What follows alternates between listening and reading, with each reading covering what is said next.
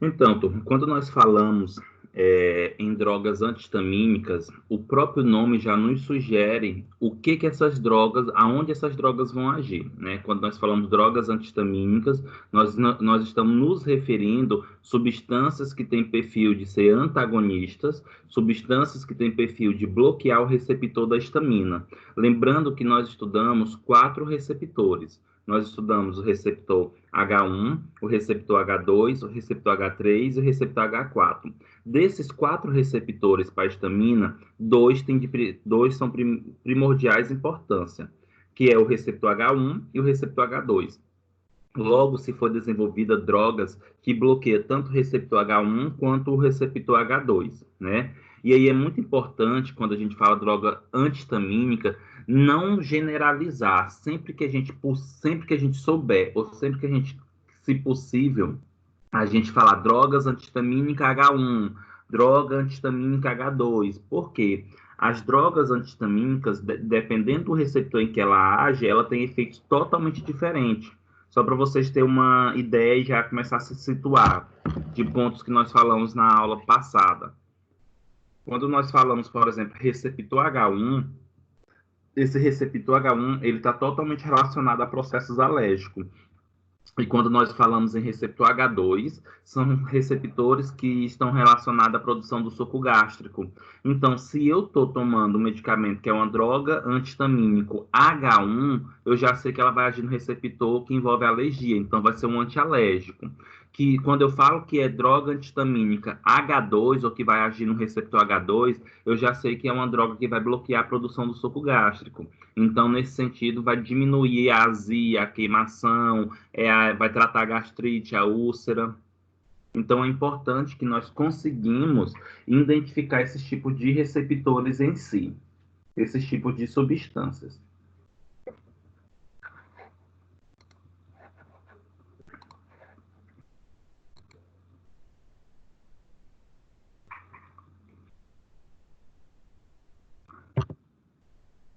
Os antihistamínicos, eles são denominados segundo seus receptores, como eu comentei anteriormente para vocês, né? Receptor H1, que vai ser chamado de anti-H1, receptor H2, anti-H2, receptor H3, anti-H3 e H4, anti-H4. Lembrando que, na importância para a gente, nesse momento, só são os receptores anti-H1 e anti-H2, porque são os receptores que estão indicados em processos de doenças principalmente, tá? Consequentemente, as drogas antihistamínicas elas são providas de seletividade pelos diferentes tipos de receptores. O que seria essa provida de seletividade? Significa que as drogas antihistamínicas elas têm a capacidade de se ligar aos seus próprios receptores, tá? As drogas antihistamínicas elas são antagonistas, logo, se elas são antagonistas, elas têm a capacidade de bloquear esses receptores. E isso, os efeitos antagonistas, né, o efeito farmacológico antagonista, vai depender do perfil da ação do receptor, em qual receptor vai ter o bloqueio. Se por acaso a droga ela é um anti-H1, ou seja, vai bloquear o receptor H1, são indicadas para processos alérgicos, para problemas ou doenças alérgicas. Então já sei, toda vez que envolver uma doença ou envolver uma situação que a condição é de alergia, utiliza-se drogas antihistamínica anti-H1. E quando se fala em situações ou condições relacionada a úlceras e gastrite, utiliza drogas anti-H2.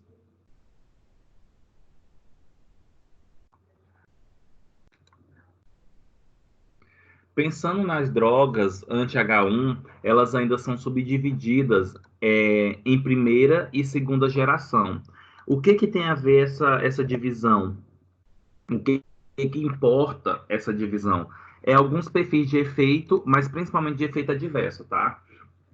De modo geral, as drogas anti-H1, turma, têm efeito antialérgico, tá? As drogas anti-H1 têm efeito antialérgico.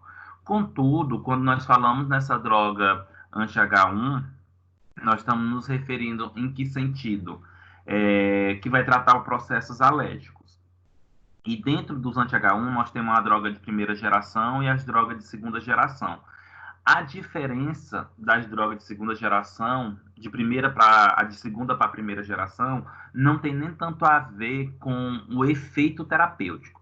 Tanto os medicamentos que são anti-H1 de primeira geração, quanto anti-H1 de segunda geração, esses medicamentos eles têm efeitos terapêuticos semelhantes. Eles são utilizados como para processos alérgicos. Contudo, as drogas de segunda geração, elas têm menos efeitos colaterais, tá? Tem menos efeitos colaterais. E o motivo das drogas de segunda geração ter menos efeitos colaterais é porque elas são menos lipossolúveis. Ou seja, se elas são menos lipossolúveis, ela tem um perfil menos lipídica.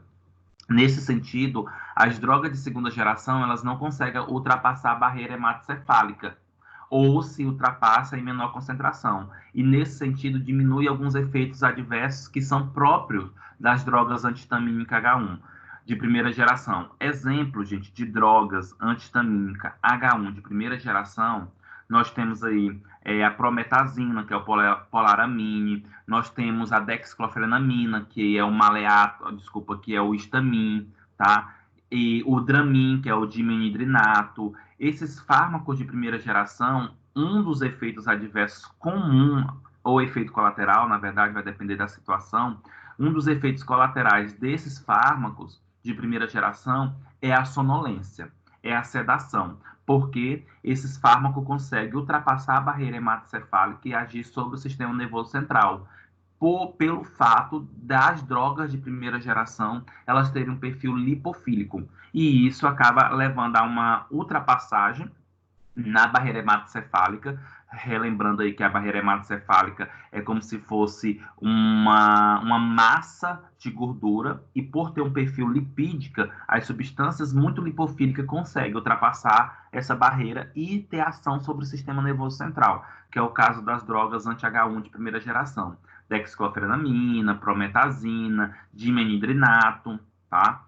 Já as drogas de segunda geração, como a loratadina, ela tem um perfil antialérgico, mas ela não causa sonolência, não causa sedação, ou isso é bem mínimo, porque ela tem um perfil menos lipossolúvel e não favorece a passagem para o sistema nervoso central. É tanto, gente, que se vocês pegarem medicamentos, caixa de medicamentos, por exemplo, da loratadina, lá tem dizendo na embalagem, não causa sono, não leva à sonolência. Isso é uma maneira de chamar atenção. Em que sentido? Você pode tomar esse medicamento, que ele vai ter um perfil antialérgico, só que você não vai sentir sono. E por um lado, isso é importante, quando você não se deseja esse sono, tá, gente? Por quê? Quando o indivíduo ele toma um antialérgico, esse antialérgico ele causa sono, ele passa aquele momento, ele passa o dia ou horas sem conseguir exercer as suas atividades diárias normais. Ele está teoricamente cansado, sonolento. E quem está sonolento não consegue exercer suas atividades normais, tá? Contudo, é muito importante também comentar para vocês aqui que quando nós falamos nessas drogas de primeira geração, que causa sono, em alguns momentos é uma vantagem. Por isso que eu falo que não é nem efeito adverso, isso é um efeito colateral. Porque o efeito colateral ele pode ter uma característica tanto adversa, ruim, como também pode ter uma característica benéfica. Por isso que é efeito chamado de efeito colateral. O que acontece? Muitas vezes uma pessoa está com cinetose. O que é essa cinetose? A cinetose, gente, é quando o indivíduo ele tem o que nós chamamos de doença do movimento. Ele vai viajar de carro, de catamarã, de avião, de ônibus, ele sente enjoo, por exemplo. Quando se toma um antialérgico anti-H1 de primeira geração, esse paciente ele vai sentir sono. E essa sonolência vai diminuir a percepção desse movimento. E aí o indivíduo não vai ter esse enjoo, não vai ter o desejo de vomitar em si. Então, nesse caso, é bom. Mas para quem vai trabalhar e tomar um antialérgico de primeira geração, isso não é adequado, porque ele vai sentir sono.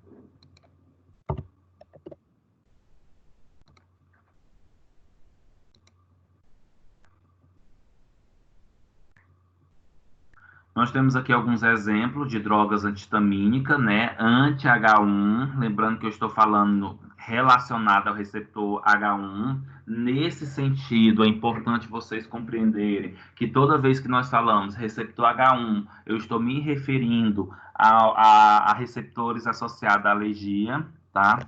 E nós temos aqui algumas drogas principais, que é drogas de primeira geração e drogas de segunda geração. Ressalto para vocês, quando eu falo droga de primeira geração ou droga de segunda geração, não estou dizendo que uma é melhor do que a outra, tá? Ah, droga de segunda geração, então ela é melhor do que a primeira? Não. Mas nesse sentido aqui, nós temos substâncias que têm menos efeitos adversos, tá? A droga de segunda geração, ela se torna, o risco-benefício é melhor, tá? Por quê? Porque ela tem menos efeitos adversos de segunda geração, mas em nível de potência, de eficácia, ambas têm as mesmas características, praticamente, tá? Então, as drogas de primeira geração, nós temos a dexclofenamina, que é o polaramine, tá? Nós temos aí a hidroxizina, que é o ixizine, o cetotifeno, que é o Zaditem, difenidramina, que é o Benadryl, clofeniramina, tem o Trimeton, prometazina, que é o Fenergan, o dimenhidrinato, que é o Dramin, a meclizina, que tem no Meclin, tá? E a ciclizina. Esses fármacos que eu falei agora para vocês, eles são fármacos de primeira geração. Muitas vezes, gente, é mais fácil nós encontrarmos essas drogas antihistamínicas vendidas em associação com outros fármacos, tá? Por exemplo, nos multigripais. Nos multigripais, né, Benegrip, Cimegrip, Resfenol, Coristina D, vai ter esses antihistamínicos, principalmente essa daí, ó, a clofeniramina, tá? É muito comum presente aí nesses multigripais. Porque lembra que um dos sinais e sintomas relacionados à gripe ou ao resfriado é a coriza, né? Esse processo alérgico em si na região nasal. E aí, quando se utiliza uma droga antihistamínica, diminui esse perfil. E aí chama atenção, como já falei várias outras vezes em outras disciplinas para vocês, a questão do Dramin, né? Todo mundo classifica o Dramin como um antiemético, mas no fundo, o Dramin é um antihistamínico de primeira geração. Por isso que muitas pessoas, quando utilizam o Dramin, para quando vai viajar, para não sentir um enjoo, porque o Dramin causa sonolência, tá? Quais são as drogas de segunda geração, drogas antihistamínicas de segunda geração, mas que têm menos efeitos adversos, teoricamente, no sentido de levar à sonolência, do que as drogas de primeira geração? Nós temos a loratadina, né, que é o Claritin, nós temos a desloratadina, que é o Desalex, a cetirizina, Zitex, levocetirizina, Zilzen, Ebastina, que é Ebastel, muito utilizado aí, a fenoxinadina, que é o Alega, também muito popularmente conhecido, epinastina, Tarlex, rupastatina, Rupafin, azatatina, triptolidina. Lembrando, gente, que existe, só para vocês terem ideia, tem mais de 40 drogas antihistamínicas, né? Então, assim, são muitos fármacos antihistamínicos que tem no mercado. Contudo, nós temos os principais, né? E pelo próprio nome, ou pelo que eu já comentei aqui para vocês, vocês sabem quais são os principais, tanto de primeira geração quanto as de segunda geração.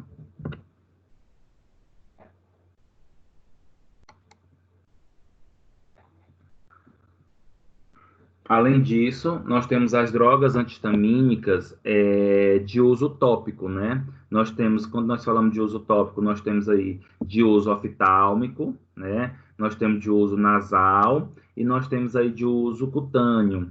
De uso oftálmico, nós temos a olopatadina e o cetotifeno. De uso nasal, nós temos a levocarbastina. E de uso cutâneo, nós temos aí a prometazina, que é o Fenergan, muito conhecido.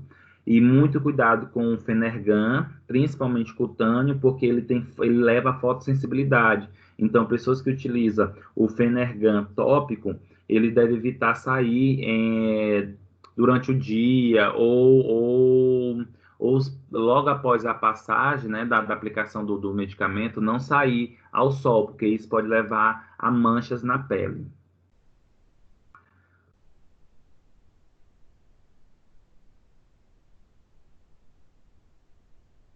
É, e quais são as principais indicações clínicas do, dos anti-H1?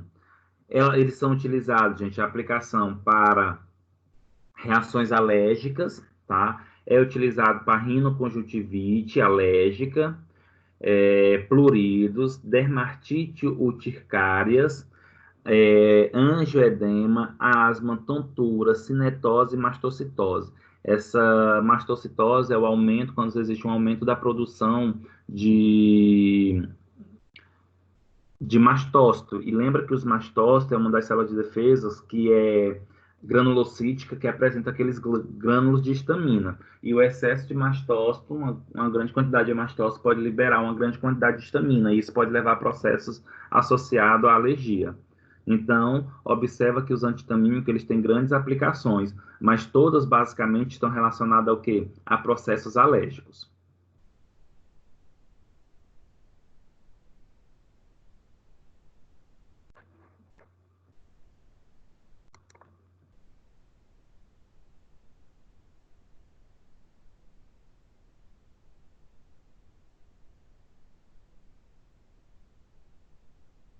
Pensando nos antihistamínicos, né, nós vamos falar agora sobre os efeitos adversos que pode estar associado a esses antihistamínicos, tá?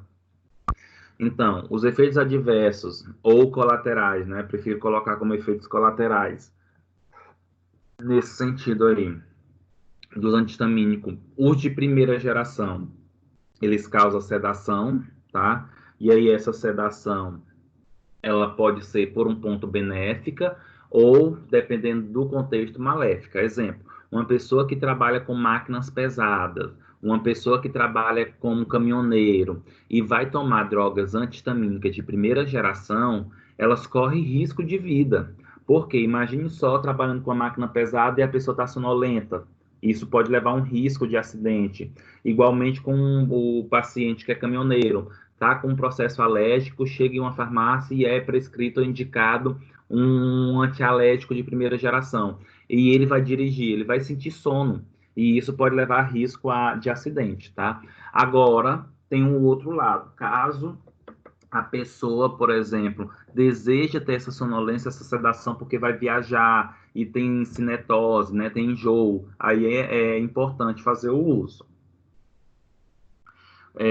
Como as drogas antihistamínicas, elas têm a capacidade de agir sobre receptores de acetilcolina, bloqueando esses receptores, geralmente as pessoas têm ressecamento das mucosas e redução do fluxo salivar, porque uma das funções da acetilcolina é aumentar a produção das secreções corporais. E aí, como os antihistamínicos bloqueiam os receptores muscarínicos da acetilcolina, diminui a produção de saliva, por exemplo, de lágrimas, tanto que esse processo de ressecamento da boca, da mucosa, é chamado de xerostomia. Esses fármacos, eles aumentam a sensibilidade à luz solar, né? A pessoa fica mais sensível, pode levar a desconforto epigástrico, fadiga, turvação da visão, tá? E constipação e retenção urinária são efeitos adversos associados aos anti-H1. E aí tem que tomar muito cuidado no aspectos associados à intoxicação ou superdosagem. Pessoas que utilizam demais esses fármacos, principalmente de primeira geração, pode ter coma, efeitos estimulantes do sistema nervoso central e pode ter efeitos neuropsiquiátricos. Por isso tem que tomar muito cuidado nesses medicamentos, principalmente xarope para alergia, né? Perto de criança, porque alguns xaropes são adocicados, são saborizados. E muitas vezes a criança gosta. E esses fármacos, esses antihistamínicos de primeira geração, principalmente, é muito comum nesses xaropes antialérgicos, saborizados. Então, evitar deixar próximo de criança.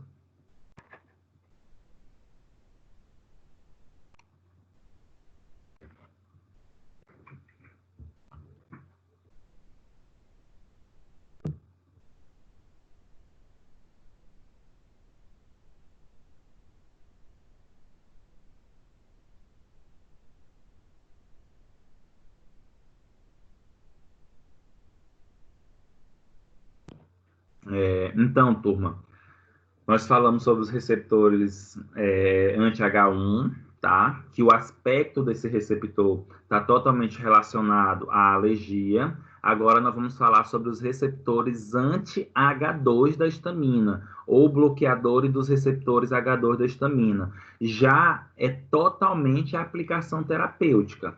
Muda-se totalmente a aplicação terapêutica. O anti-H2 já age sobre os receptores H2, que se encontram esses receptores nas células parentais do estômago e são responsáveis aí pelos o efeito de diminuir a produção do suco gástrico.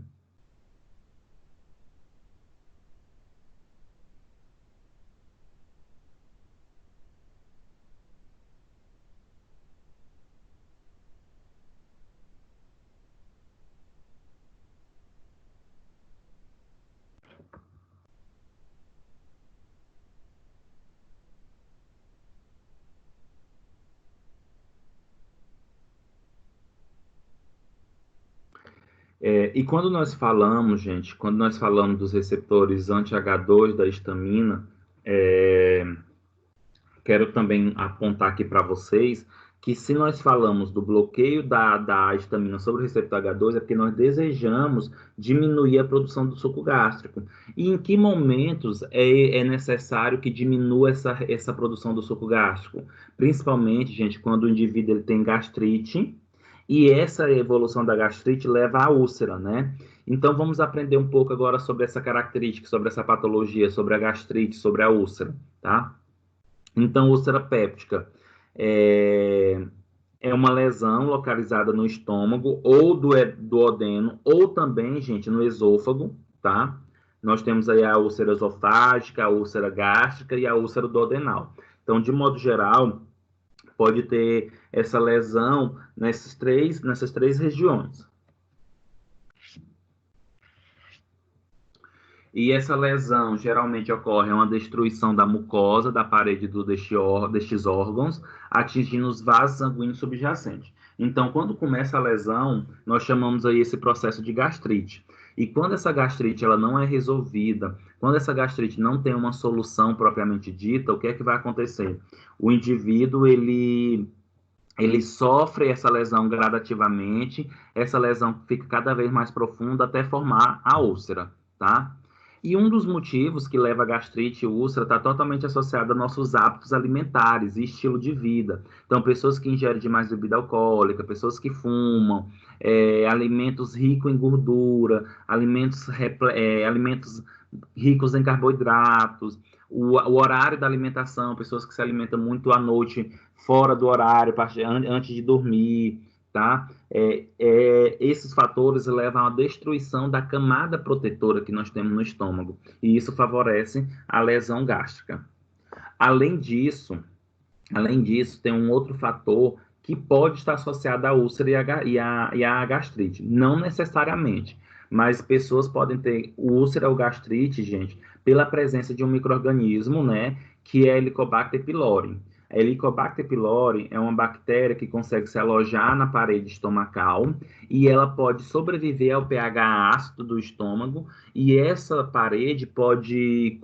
bactéria pode começar a desintegrar, pode começar a destruir a parede protetora do estômago, que seria o muco, tá? E aí, se não tem esse muco, essa camada protetora, o suco gástrico ele começa a entrar em contato com a parede do estômago, com as células, com tecido epitelial, e isso vai levando à lesão, levando à gastrite. E com o passar do tempo, a úlcera.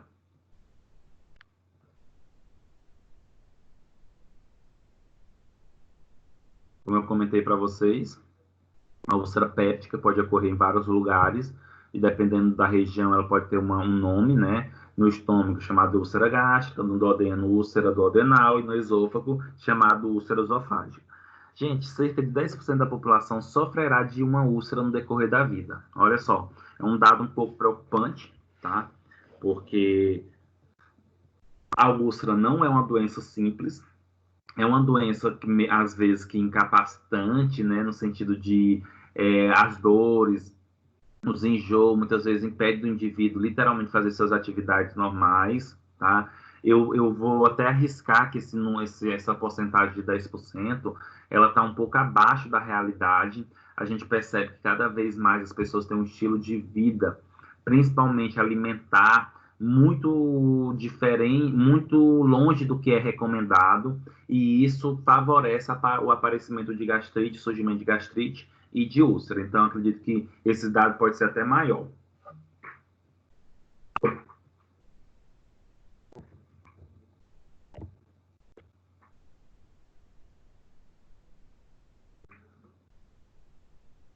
Para a gente compreender qual a relação do uso de antihistamínicos H2 ou anti-H2, como a cimetidina, ranitidina, famotidina, no tratamento da úlcera, gente, é importante nós compreendermos como é que ocorre a produção do suco gástrico. Olha só, as células parentais que são as células encontradas no estômago, elas são responsáveis pela produção do suco gástrico. De que maneira? Essas células, gente, elas têm receptores, que substâncias se ligam a esses receptores para induzir a produção do suco gástrico. Quais são esses receptores? São receptores muscarínicos, o receptor H2 e receptores de gastrina, tá? Logo, no receptor muscarínico vai se ligar a acetilcolina, no receptor H2 vai ligar a histamina e no receptor de gastrina vai se ligar a gastrina.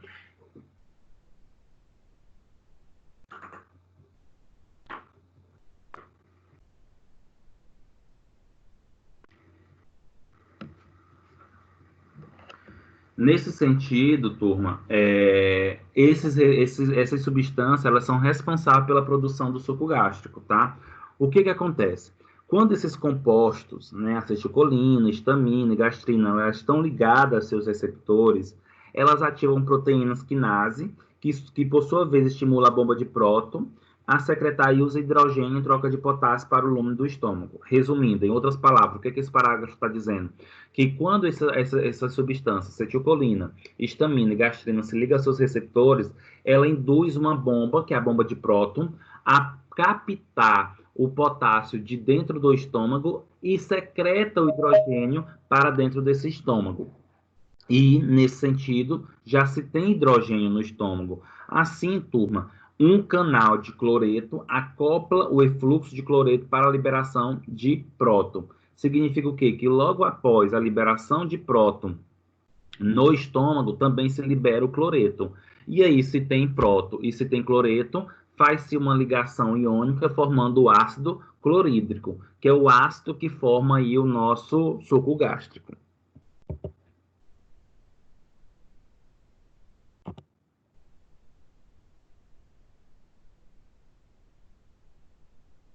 Aqui nós temos uma imagem ilustrativa, só explicando, né, dando um relato para vocês sobre a ação dessas drogas antihistamínicas.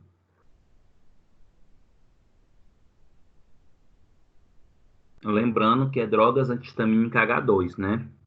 Então, observa aí, nós temos uma célula parental, que é uma célula do estômago. Na superfície dessa célula, ou seja, na membrana dessa célula, nós temos aí três receptores importantes, que é o receptor muscarínico, que é onde se liga a acetilcolina, o receptor o receptor H2, onde se liga a histamina, e o receptor de gastrina, onde se liga a gastrina. Quando ocorre a ligação dessas substâncias, isso vai induzir a ações internamente na célula, né? E isso vai ativar o que nós chamamos aí da bomba de próton, como vocês podem observar, que é essa bolinha vermelha mais embaixo. A bomba de próton ela vai ser estimulada e aí, consequentemente, a bomba de próton ela vai vai pegar o potássio, colocar dentro da célula e o hidrogênio que está dentro da célula vai ser secretado no estômago. E aí o hidrogênio secretado no estômago, na presença do cloreto, vai formar o ácido clorídrico. Como é que a cimetidina, a ranitidina, elas vão agir? Elas são drogas bloqueadoras dos receptores H2 da histamina. Então, gente, elas bloqueiam esse receptor aqui, ó. Esse receptor azul que tem essa ligação verde, com essa substância verde. Essa substância aí é representada pela histamina. Nesse sentido, o que é que vai acontecer? A ranitidina vem aqui, bloqueia esse receptor, Bloqueando esse receptor, não vai ter esse processo de troca, né, do potássio do potássio pelo hidrogênio. E aí não tem a produção do ácido clorídrico. Não tendo a produção do ácido clorídrico, a gente tem diminuição do suco gástrico, e se tem a diminuição do suco gástrico, a gente tem diminuição tem facilidade no tratamento da gastrite e úlcera.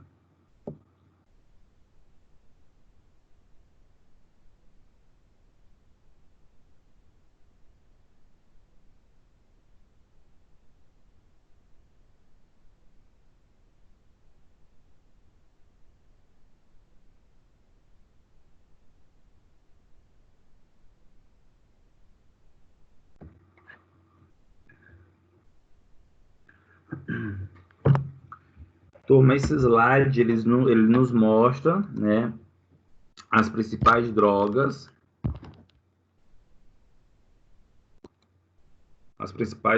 antihistamínicas, tá? H2, ou seja, aquelas que bloqueiam os receptores H2.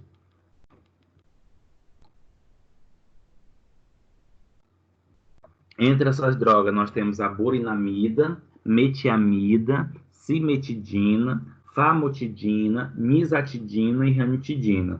Sem dúvida, dessas drogas que eu estou comentando para vocês, que está aí no slide, as mais usadas, a mais conhecida é a cimetidina e a ranitidina.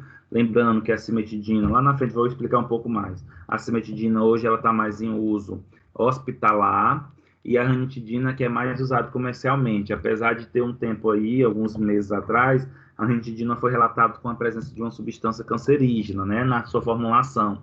E aí eles tiveram que dar uma suspensão em alguns lotes. Então, esses fármacos aí, esses agentes são inibidores competitivos dos receptores de histamina do tipo 2, ou seja, anti-H2, na superfície da célula parental gástrica, produzindo diminuição dos níveis de AMP cíclico e, logo, a secreção do ácido clorídrico. Aquilo que eu comentei anteriormente para vocês.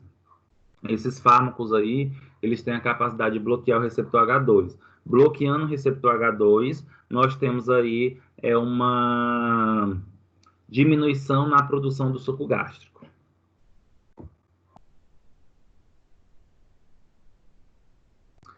Essas drogas, como já comentei para vocês, ela tem um perfil de uso para gastrite e úlcera, mas principalmente quando essa gastrite ou úlcera, as características dela, por exemplo, a dor, queimação, acontece mais durante a noite ou quando inicia o processo basal, no período noturno, tá? Então, por exemplo, a pessoa tem gastrite ou úlcera, mas sente mais incomodação à noite, essas drogas antihistamínicas anti-H2 são mais recomendadas para a noite, tá? Elas são menos efetivas, a secreção provocada por alimentos. Então, por exemplo, se toda vez que você fizer o uso de algum alimento, você sentir azia, queimação, ou essa gastrite ou essa úlcera atacar, vamos dizer assim, esses fármacos já não são tão indicados quando envolve alimentos. É mais indicados os inibidores da bomba de próton mesmo, como o omeprazol, enzomeprazol, tá? E as drogas antihistamínicas H2 podem ser administradas 2 vezes ao dia ou somente à noite, tá?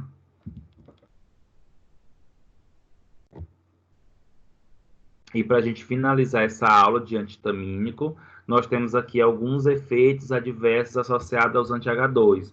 O indivíduo ele pode ter vestígio, o indivíduo ele pode ter cefaleia, diarreia, náuseas e vômitos, dores muscular, alucinações e confusão mental, pode ter ginecomastia, galactorreia e diminuição da contagem espermática, principalmente o uso da cimetidina. É tanto, gente, que tem que tomar muito cuidado. Não é adequado recomendar cimetidina para homens. Quando eu falo ginecomastia, galactorreia e diminuição da contagem espermática, está relacionado principalmente a homens, tá? E, por exemplo, o uso desse fármaco pode levar a um incômodo, teoricamente, ao paciente, então não é tão adequado. Além disso, gente, a cimetidina ela é uma indutora enzimática, então ela interfere no metabolismo de vários fármacos, tá? Contudo, eu já vi algumas aplicações da cimetidina, por exemplo, em mulheres gestantes, aliás, mulheres lactantes, tá? que estão amamentando e que têm dificuldade na produção do leite materno. Utiliza a cimetidina porque ajuda a produzir esse leite, tá? Turma, assim nós concluímos, né, essa parte das drogas antihistamínicas, essa aula de antihistamínico. Agora eu vou passar para a aula da insulina e hipoglicemiantes. Se tiver alguma dúvida, é só se manifestar.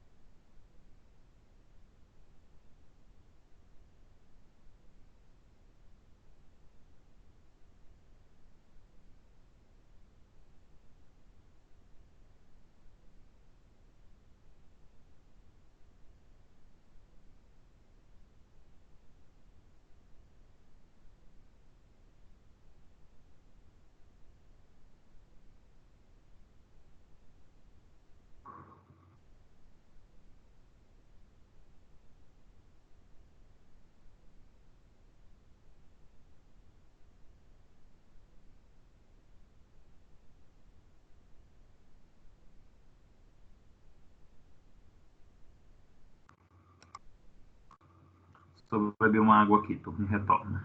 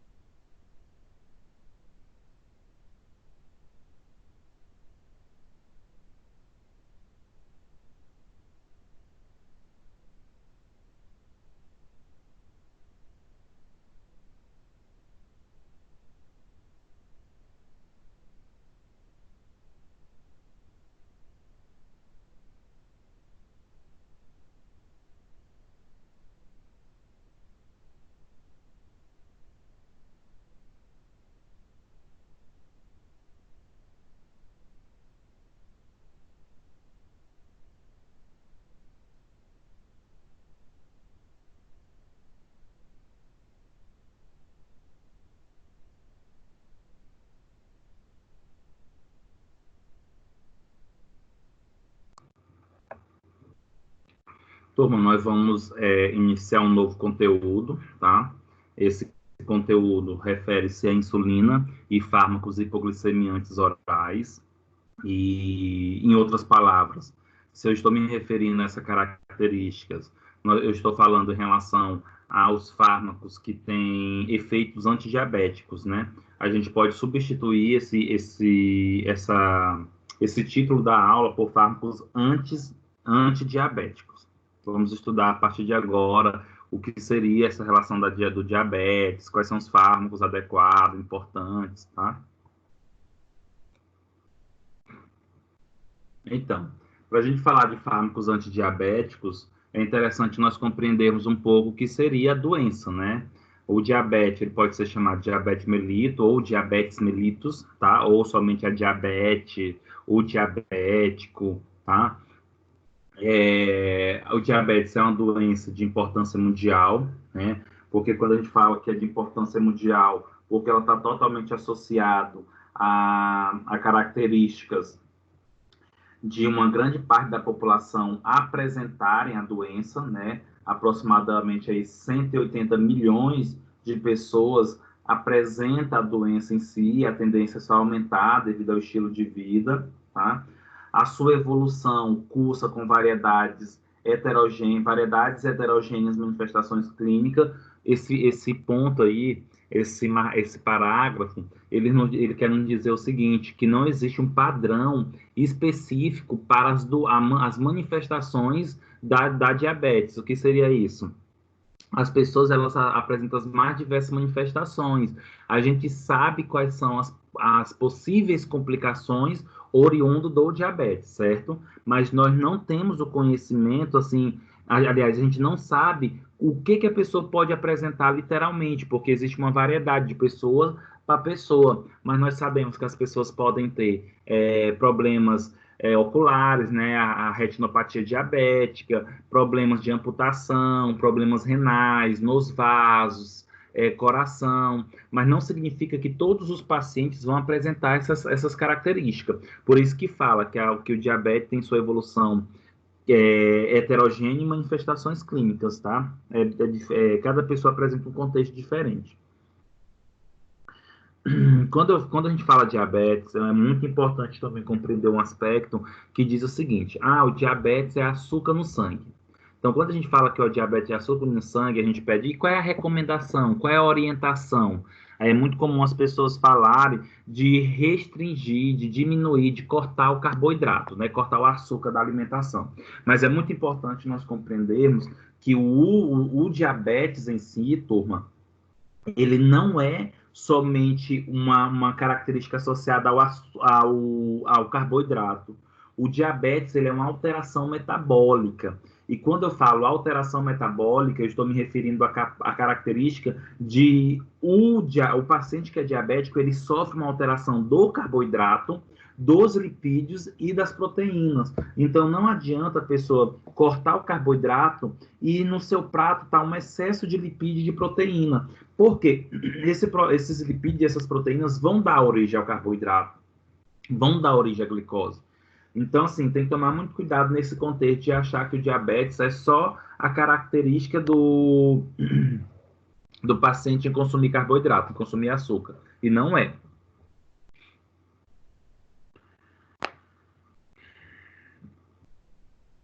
O diabetes, gente, é caracterizada por uma síndrome com elevação da glicemia causada por deficiência absoluta ou relativa de insulina. E aqui nesta aula a gente vai aprender essa relação da insulina com o glucagon, a relação da insulina com o diabetes. Porque o que acontece? Lembra que nosso organismo ele precisa obter energia. O nosso organismo precisa ter energia. E como é que ele obtém essa energia? Através daquela molécula energética chamada ATP, adenosina trifosfato. O que acontece? Para que possa ter esse processo energético, ou ter essa molécula energética, a glicose ela precisa entrar dentro da célula, ir lá para a mitocôndria, para o ciclo de Krebs e levar à produção de ATP. Só que para a glicose entrar dentro da célula, ela precisa do auxílio de um hormônio, de uma substância que é a insulina. Mas o paciente que é diabético, essa insulina, que é produzida pelas células beta do pâncreas, pode estar diminuída ou ser defeituosa.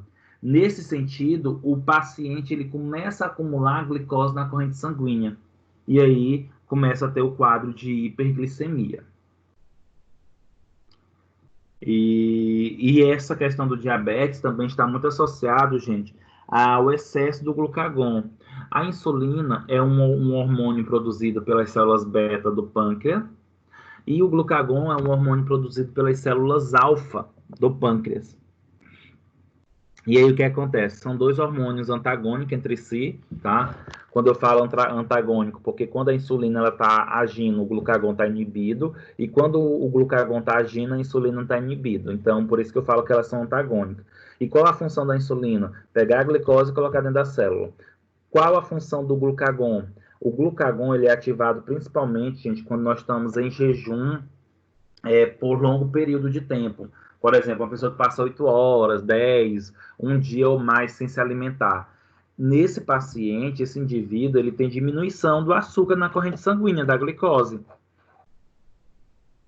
Diminuição da glicose na corrente sanguínea. Nesse sentido, as nossas células, elas precisam da glicose. Aí o que é que faz? Se não tem, já que nós não estamos nos alimentando, o glucagon, ele é liberado e ele vai lá na nossa reserva de carboidrato, nossa reserva energética de carboidrato, que é o glicogênio, que se localiza no fígado, e esse glucagon começa a quebrar o glicogênio. Quebrando o glicogênio, libera-se a glicose, restabelece, entre aspas, o nível de glicose na corrente sanguínea, e aí o glucagon é inativado novamente. Aí ativa a insulina pega essa glicose que está na corrente sanguínea e coloca dentro da célula. Lá na frente, eu vou ter uma imagem, um esquema, que eu vou explicar isso para vocês. O diabetes mellitus, gente, é uma doença crônica degenerativa, o que é muito preocupante, porque quando eu falo o termo degenerativo, eu estou dizendo que é uma doença que está relacionada à destruição de órgãos-alvos, tá? Principalmente olhos, rins, nervos e vasos sanguíneos, porque como tem um excesso de açúcar, esse excesso de açúcar vai levar a processos inflamatórios, a produção de radicais livres, vai ter dificuldade de reparação de tecido e várias outras complicações. Quando nós falamos no diabetes, é considerado uma doença endócrina, tá? Quando eu falo que é considerado uma doença endócrina, está relacionado à questão hormonal mesmo, porque um dos motivos do excesso de açúcar na corrente sanguínea é devido à característica da insulina, ela não ser produzida adequadamente ou pouco ou defeituosa. E essas complicações, gente, nesses órgãos que eu falei para vocês, pode levar ao infarto agudo do miocárdio, ao acidente vascular cerebral, à insuficiência renal, à insuficiência cardíaca, a amputações de pés e pernas, que é muito comum, tá? Em pacientes diabéticos, principalmente pacientes descompensados. Pode levar à cegueira definitiva, também, que é algo muito comum, tá? Em pacientes diabéticos, porque essa questão da lesão sobre os vasos sanguíneos dos olhos e pode levar aos abortos e às mortes perinatais.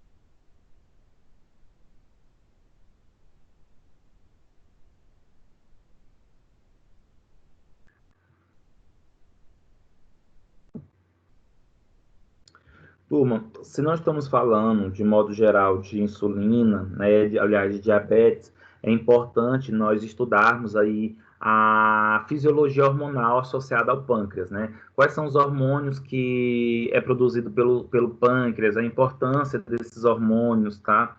Já que tem totalmente relação, com o diabetes, com a diabetes. Então, gente, o pâncreas é um órgão, né, que é considerado uma glândula. Por que é considerado uma glândula? Porque ela secreta hormônios, tá? E o pâncreas, ele tem um perfil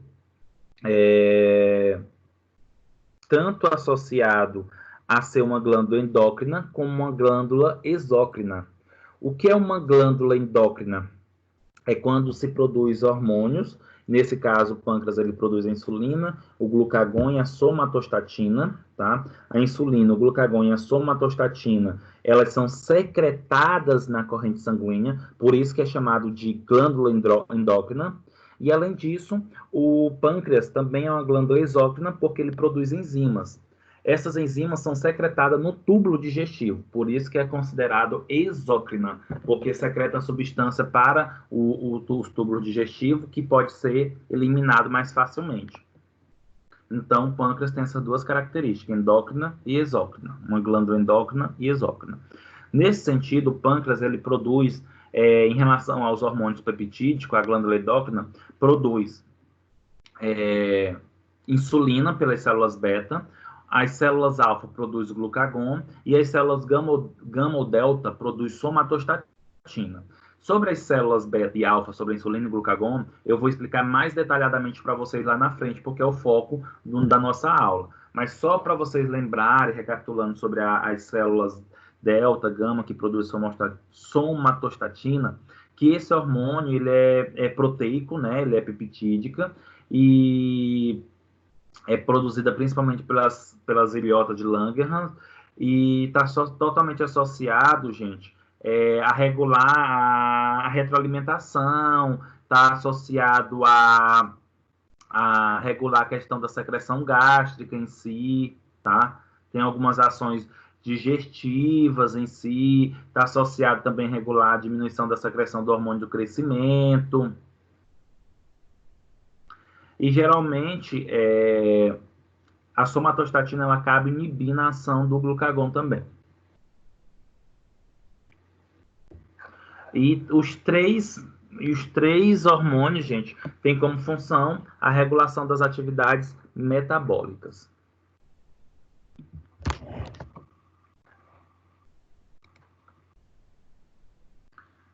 Vamos começar a falar agora da glicemia. Lembrando que toda vez que a gente fala o termo mia, eu me refiro a sangue. Então, se eu falo glicemia, eu tenho um aumento de glicose no sangue. Em outras palavras, de açúcar, né? Que é a glicose no sangue. Então, o nível de glicemia é controlado por um sistema de retroalimentação. Quando eu falo nesse sistema de retroalimentação, eu estou dizendo o que acontece entre o fígado, o músculo, o tecido adiposo e as ilhotas pancreáticas, tendo a insulina como principal hormônio regulador. Então, essa glicemia ela vai diminuir da corrente sanguínea dependendo da produção do hormônio insulina, porque é a insulina que pega a glicose presente na corrente sanguínea e coloca dentro da célula para ir lá para a mitocôndria e ter o ATP. E aí, esse processo de regulação da glicemia envolve vários tecidos, como o fígado, porque é no fígado que tem um glicogênio hepático, no músculo que tem um glicogênio muscular, que é consumido, que é desintegrado, que é degradado pelo glucagon quando nós estamos em atividade intensa. Tecido adiposo, que pode ser quebrado para o tecido, para que os triglicerídeos, né, o ácido graxo, se transforma aí em glicose. E aí, para ficar mais claro nesse sentido, nós temos essa imagem que favorece aí a regulação da glicemia em si. Só um momento, turma.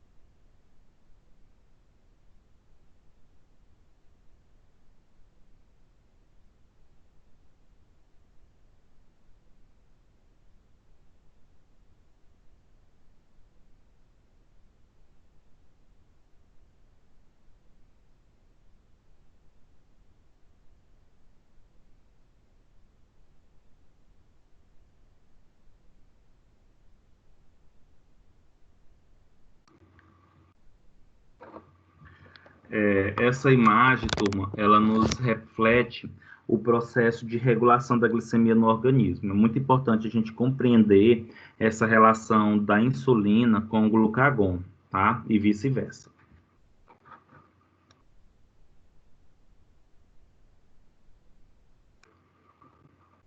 Vamos compreender como é que funciona esse processo de regulação, levando a esse processo de retroalimentação entre a insulina e o glucagon.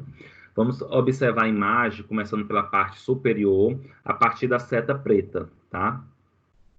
Então, quando nós nos alimentamos, que nós consumimos os alimentos, teoricamente nós vamos ter o quê? Nós vamos ter uma quantidade de carboidrato, principalmente, que vai ser absorvido para a corrente sanguínea. Mas antes de ocorrer essa absorção dos carboidratos, tem o quê? A digestão desse carboidrato. Depois que tem essa digestão desses carboidratos, ocorre a liberação desses monômeros, né? E esses monômeros, esses monossacarídeos, eles vão ser absorvidos, como, por exemplo, a glicose. E aí, na corrente sanguínea tem altas taxas de glicose. Pronto, se tem glicose na corrente sanguínea, qual seria a função dessa glicose? Ir para dentro da célula, ir para o citoplasma da célula, e lá dentro do citoplasma encontrar com a mitocôndria e na mitocôndria entrar no ciclo de favorecer a entrada no ciclo de Krebs para que obtenha o ATP. E aí, para que isso aconteça, né, esse processo de ATP, entrar no ciclo de Krebs, a glicose ela precisa sair da corrente sanguínea e entrar dentro das células. Quando eu falo entrar dentro das células, é nos nossos tecidos como um todo. Para isso, ela precisa do quê? Da insulina. Então, toda vez que nós temos uma alta taxa de glicose, ocorre uma estimulação das células beta. Lembra, no pâncreas, tá, turma? Então, se estimula as células betas, consequentemente, estimula a produção de insulina. E lembra que eu comentei já para vocês que quando a gente fala insulina e glucagon, são dois hormônios que favorecem uma retroalimentação e eles são sobrepostos. O que seria isso? Quando um é estimulado, o outro é inibido. Quando um é inibido, o outro é estimulado.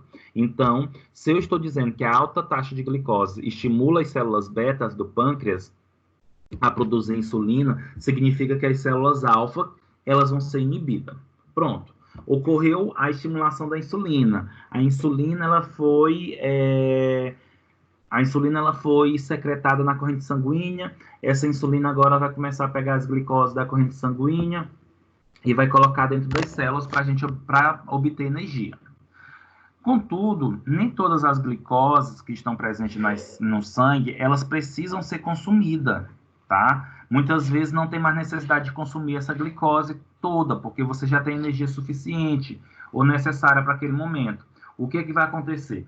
A insulina, ela vai pegar a glicose restante, que não foi consumida, que não precisou entrar dentro das células, e vai armazenar ela em forma de glicogênio muscular e glicogênio hepático.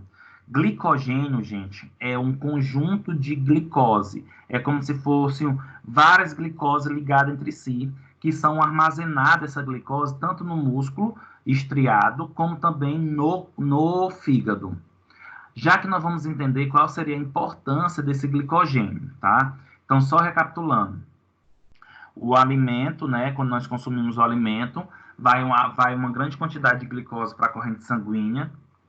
Essa glicose, ela vai estimular a produção de insulina pelas células beta do pâncreas. A insulina vai pegar a glicose da corrente sanguínea e vai colocar dentro dos tecidos para dar energia. Nesse sentido, o glucagon nas células alfa vai estar inibido, porque quando estimula um, inibe o outro. A insulina, que pegou a glicose e colocou dentro da célula, o corpo já está com energia. O restante da glicose não precisa mais ser consumida nesse momento. Então, a insulina pega o restante da glicose e transforma-se em glicogênio, tá? Transforma-se em glicogênio, tanto hepático como muscular. Certo, agora vamos compreender o outro ponto.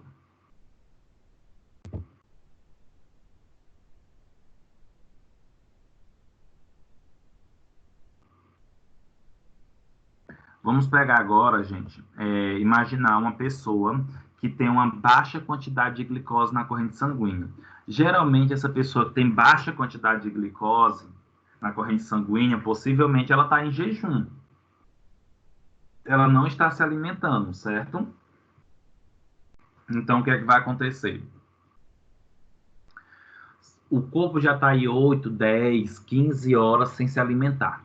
E aí começou a diminuir a glicose do sangue, não tem, o corpo está ficando fraco, as células não estão tendo energia, e aí o corpo percebendo isso, o que é que ele vai fazer? Já que nós não nos alimentamos, ele vai inibir as células beta e vai estimular as células alfa, tá? As células alfa estimuladas vai liberar o hormônio glucagon. Qual seria a função do hormônio glucagon? O glucagon, gente, ele vai lá naquela reserva energética, que é o glicogênio, que eu comentei para vocês, no fígado principalmente, e quebra o glicogênio, vai quebrando o glicogênio pouco a pouco. Isso significa o quê? Que quebrando o glicogênio pouco a pouco, vai sendo liberado glicose na corrente sanguínea. E isso é bom, por quê? Porque a glicose já não tinha em grande quantidade no sangue e a pessoa estava ficando sem energia. Então, se quebra esse se quebra esse glicogênio pelo glucagon pouco a pouco, vai liberar a glicose na corrente sanguínea e vai restabelecer essa glicemia, tá? Vai voltar a ter uma quantidade de glicose suficiente para exercer, entre aspas, as suas atividades. Aí o que acontece? Agora tem glicose na corrente sanguínea. Se tem glicose na corrente sanguínea, como é que a glicose entra dentro do tecido? Através da insulina. Então, o glucagon vai ser inibido, vai ser estimulado as células alfa, vai liberar a insulina vai pegar a glicose e vai colocar dentro da célula. E assim esse processo vai acontecendo o tempo todo.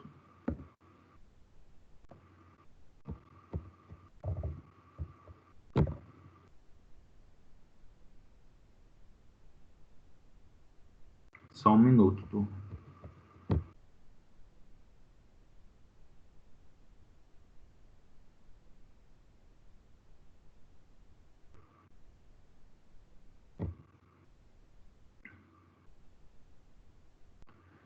E aí, turma, pensando nesse contexto que eu comentei para vocês em relação ao processo de retroalimentação que envolve a insulina e o glucagon, nós temos a classificação do diabetes mellitus, né? De acordo com a American Diabetes Association, que é o ADA, classifica o diabetes em 4 tipos, né? Que é o diabetes tipo 1, que é dependente de insulina, o diabetes tipo 2, não dependente de insulina, sendo que, particularmente, existe uma briga entre alguns pesquisadores da área que não concordam com esse termo, diabetes dependente de insulina e diabetes não dependente de insulina. Até porque, imagine só, quando a gente fala que a pessoa é o diabetes tipo 1, porque é dependente de insulina, as pessoas que não têm diabetes, eles se enquadram nesse tipo. Porque, por exemplo, eu não sou diabético, mas eu dependo de insulina. Eu preciso da insulina para que tenha as minhas funções adequadas.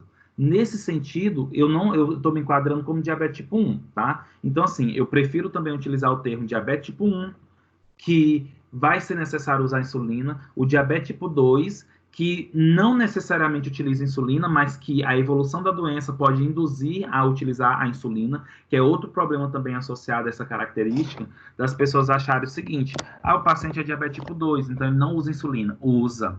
O diabetes tipo 2, quando ele está em estágio avançado, que os medicamentos hipoglicemiantes orais eles não conseguem mais exercer a sua função, vai ser obrigado a utilizar o medicamento por via oral, como também a insulina. A diferença é que o diabetes tipo 2, quando se utiliza insulina nele, não se utiliza regularmente, né? Utiliza duas vezes por semana, 3 vezes por semana, a cada 2 dias.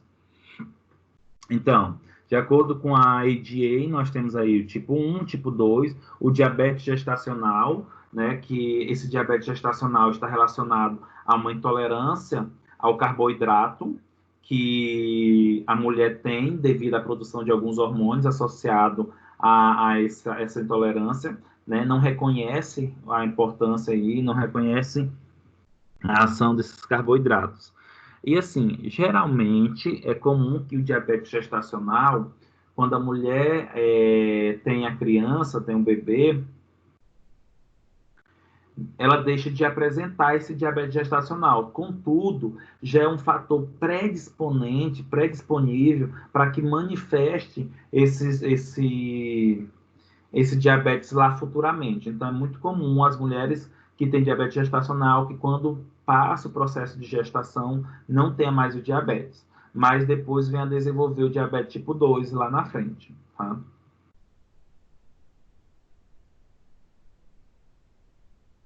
E nós temos o que nós chamamos de diabetes causado por outros fatores, que pode receber o nome de diabetes insípido, tá? Esse diabetes insípido é quando não tem uma relação associada nem tipo 1 nem tipo 2. Por exemplo, imagine uma pessoa que tomou muito medicamento e esse medicamento ele foi muito tóxico para o pâncreas. E aí esse medicamento destruiu o pâncreas, né? Destruiu as células beta do pâncreas, aí deixou de ter insulina, produzir adequadamente. Esse paciente ele vai ter um diabetes que nós chamamos de diabetes insípido, que é um diabetes causado por outros fatores. Lembrando que o diabetes tipo 2, gente, é um diabetes muito relacionado a... o diabetes tipo 2 está muito relacionado à questão da alimentação, tá? O estilo de vida.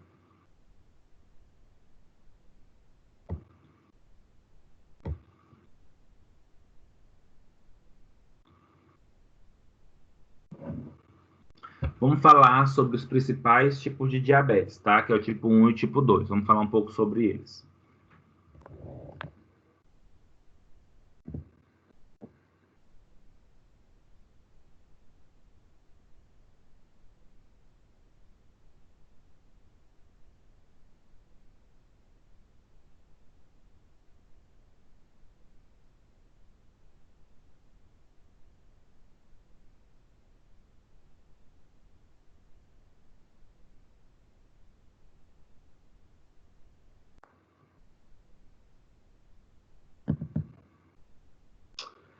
Então, turma, o diabetes tipo 1, ele atinge mais comumente indivíduos adultos jovens ou que estão na puberdade, tá?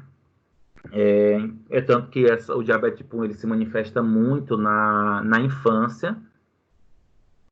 E o que acontece é que o diabetes tipo 1, ele é uma falta absoluta de insulina causada por extensa necrose das células betas. O que é que acontece? Por algum motivo, por algum fator, as células betas no pâncreas, elas são destruídas, tá? E nesse sentido deixa de produzir insulina. É tanto que existe alguma literatura que aponta que o diabetes tipo 1 é um tipo de diabetes, é um tipo de doença autoimune. Por quê? Porque acaba muitas vezes o próprio sistema imunológico destruindo essas células beta por alguns fatores, né? Porque pode ter uma invasão viral ou por produção de toxina, e aí ocorre a destruição dessas células beta. Destruindo as células beta, não tem produção de insulina. E aí esse paciente vai ser obrigado a utilizar insulina injetável, principalmente, tá? Pelo resto da vida. Apesar de que hoje nós já temos a insulina inalatória, tá? E quais são os sintomas clássicos do diabetes tipo 1? O indivíduo ele tem polidispepsia. Essa polidispepsia está associada à sede, né? A pessoa tem sede excessiva. O paciente ele pode ter polifagia, que é uma vontade de comer muito, come demais. Poliúria, vai várias vezes ao banheiro urinar e tem perda de massa corporal, tá? E o paciente que é diabetes tipo 1 exige o uso de insulina exógena, né? Tem que se utilizar insulina injetável ou inalatória também. Lembrando que a insulina ela é distribuída pelo Sistema Único de Saúde, tá? Contudo, essa insulina inalatória ainda não foi classificada, não. Para ser distribuída pelo SUS, eu acho que vai demorar um pouco.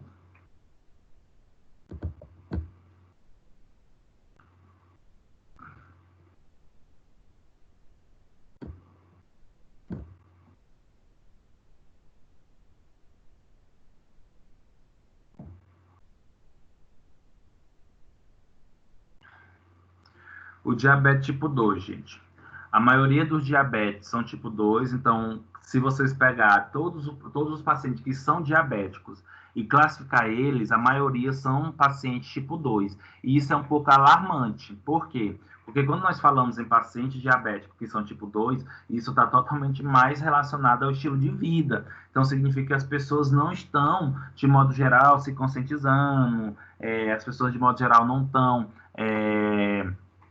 como posso dizer, não estão se adequando a uma característica saudável de vida, tá? E a doença, ela é influenciada por fatores como genético, então pessoas que têm parentes, principalmente de primeiro grau na família, que têm diabetes, têm uma probabilidade de desenvolver, por isso tem que tomar mais cuidado ainda nesse sentido. A idade, né, quanto mais evolui, geralmente diabetes tipo 2 está associado a partir de 40 anos. Lógico, gente, isso está mudando muito. É perceptível alguns adolescentes ou adultos jovens, né, com 20, 21 anos com diabetes já, tá? Mas isso é por causa do estilo de vida. Pessoas que têm obesidade têm probabilidade de ser diabetes tipo 2, e também pode levar à resistência periférica à insulina. Então, o estilo de vida, pessoas que têm já resistência periférica à insulina, o que seria isso?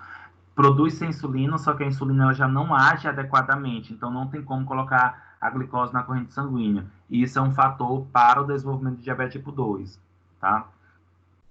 Essa resistência à insulina, gente, é muito comum as pessoas dizer que é quando tá com a pessoa está pré-diabética, né?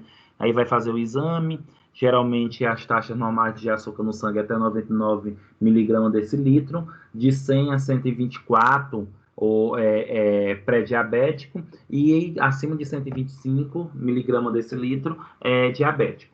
Aí o que acontece? Algumas pessoas acabam sendo teoricamente resistente à insulina, porque o pré-diabético, porque está nesse intervalo, as pessoas acham isso como uma vantagem. Eu sou pré-diabético. Gente, se a pessoa é pré-diabética, ela está um passo para o desenvolvimento da doença. E outra, é muito comum desenvolver. Por quê? Porque as pessoas não vão mudar o estilo de vida. E isso faz com que leve ao diabético mesmo. O diabético tipo 2, gente, as complicações associadas à doença é a longo prazo, tá? Então a pessoa vai apresentar a longo prazo. Isso é ruim porque é uma doença teoricamente assintomática, é uma doença silenciosa e quando ela se manifesta literalmente já tem várias lesões. No diabetes tipo 2, o pâncreas mantém alguma função das células beta, né? O que significa o quê? Que o pâncreas ainda tem algumas células betas funcionais, mas a secreção de insulina é variável e insuficiente para manter a homeostase da glicose. Ou seja, a insulina produzida pelo pâncreas quando o paciente é diabetes tipo 2 não é tão adequada, não é em grande quantidade ou suficiente. Por isso que é necessário utilizar os hipoglicemiantes orais, né? Olha aí, a intervenção farmacológica é com hipoglicemiantes orais, porque nós vamos estudar lá na frente que esses hipoglicemiantes orais, eles podem aumentar a produção de secreção, aumentar a produção de insulina e também de secretar essa insulina. E sempre o diabetes tipo 2, gente, ele inicia-se com a resistência à insulina, tá? O diabetes tipo 2, ele inicia-se com a resistência à insulina. Então, a pessoa não fica de um dia para a noite diabético, não. Primeiro, ele vai ser pré-diabético, né, resistente à insulina, para depois apresentar a diabetes mesmo. E tem que tomar muito cuidado com os órgãos-alvos, né, como o coração, os olhos, o cérebro, os vasos sanguíneos, porque são os órgãos mais atingidos pela doença.